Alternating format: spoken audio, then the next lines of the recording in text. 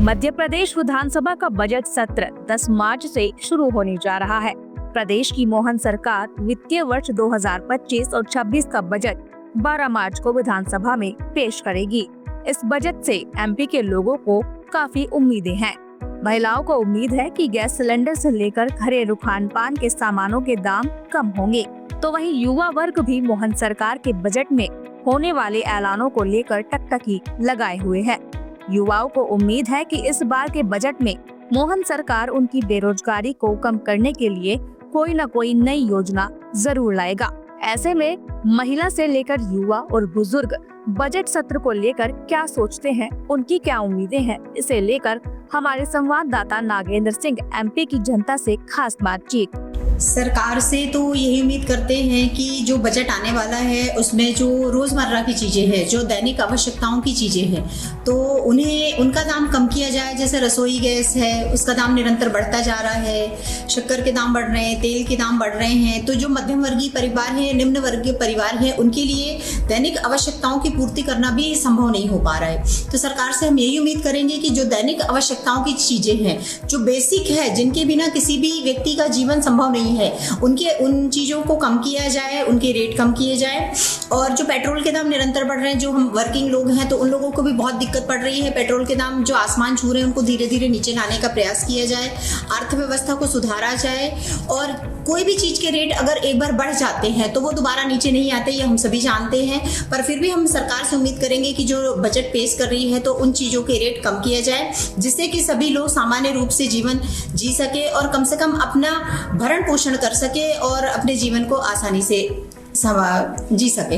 जब भी बात होती है तो बजट को लेकर खास तौर पर जो केंद्रीय मुद्दा है वो मध्यम वर्ग को लेकर रहता है। मध्यम वर्ग जो कि लगातार अपनी स्थिति को सुधारने के लिए तत्पर रहता है और उसकी जो एक्सपेक्टेशन रहती है, मुझे लगता है कि शासन को उस पर विचार करना चाहिए।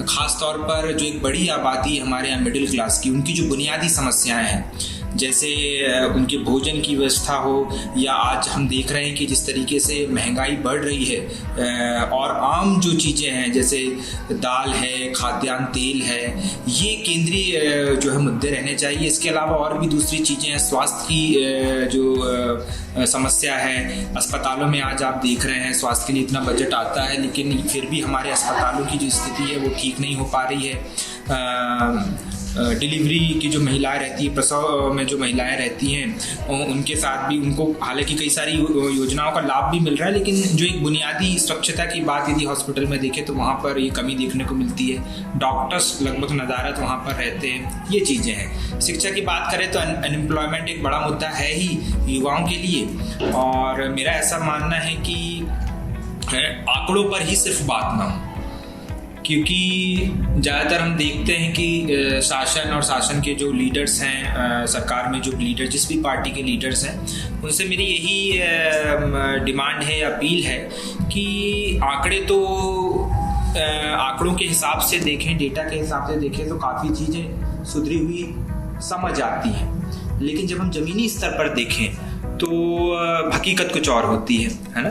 तो इस हिसाब से मतलब बजट में जो भी मुद्दे रखे गए हैं, जो भी विषय बजट को लेकर किए गए हैं, शिक्षा की बात हो, स्वास्थ्य की बात हो, अवसंरचनात्मक विकास की बात हो, ठीक है, ये सारे मुद्दों पर विशेष तौर पर गवर्नमेंट को ध्यान देना आवश्यक है, ऐसी मैं अपेक्षा करता हूँ। इसमें जो बजट का प्रस्तुतिकरण होगा उसमें उम्मीद करते हैं कि आम जनता के हितार्थ होना चाहिए। बहुत सी चीज़ें उसमें किसान से समर्थित होनी चाहिए कि किसान भी उससे फ़ायदा मिल सके। और हम देखते हैं कि बेरोजगारी जो है उसको युवाओं के लिए, तो युवाओं के हित में भी ये बजट की कुछ ऐसे चीज़ें होनी चाहिए कि उनके आगे चलकर भविष्य में उनको काम आ सके। और इसके साथ साथ हम देखते हैं अनेक योजनाएं जो चल रही है, उसमें भी सभी को इसमें फ़ायदा मिलना चाहिए। कम से कम इतना अच्छा मध्य प्रदेश द्वारा प्रस्तुत किया जाना चाहिए बजट आगामी। फिलहाल तो सबसे बड़ी समस्या तो हम देखते हैं कि युवाओं के लिए एक तो उनको रोजगार मिले, तो उनके लिए कोई ऐसा यदि सरकारी वैकेंसी नहीं निकल रही तो प्राइवेट में ही, निजीकरण में ऐसी कुछ चीज़ें निकाली जाए कि वो अपना कम से कम भविष्य संभाल सके। क्योंकि हम देखते हैं कि शिक्षित होने के बाद भी बेरोजगारी ज़्यादा है। दूसरा हम देखते हैं कि किसानों के जो फसल उपज होती है उसमें भी उनको जो सही नहीं मिल पाता मूल्यांकन, फसल का या नुकसान होता है तो उसकी भरपाई नहीं हो पाती, तो उनके हित में भी होना चाहिए, क्योंकि वो भी हमारे लिए अन्नदाता है, हमारे देश के लिए सारे लोगों के लिए अन्नदाता का कार्य करता है। विशेष रूप से यही बता दें कि बजट सत्र 10 मार्च से शुरू होगा और 24 मार्च तक चलेगा। ऐसे में ये देखना काफी दिलचस्प होगा कि सूबे की मोहन सरकार वित्तीय वर्ष 2025 और 26 के बजट में क्या कुछ ऐलान करती है। इस तरह की और वीडियोस देखने के लिए हमारे YouTube चैनल को सब्सक्राइब करें, बेल आइकन दबाना ना भूलें। यदि आप हमारा ये वीडियो Facebook पर देख रहे हैं तो पेज को लाइक और फॉलो जरूर करें। हमारे अन्य सोशल मीडिया पेजेस से भी जुड़े।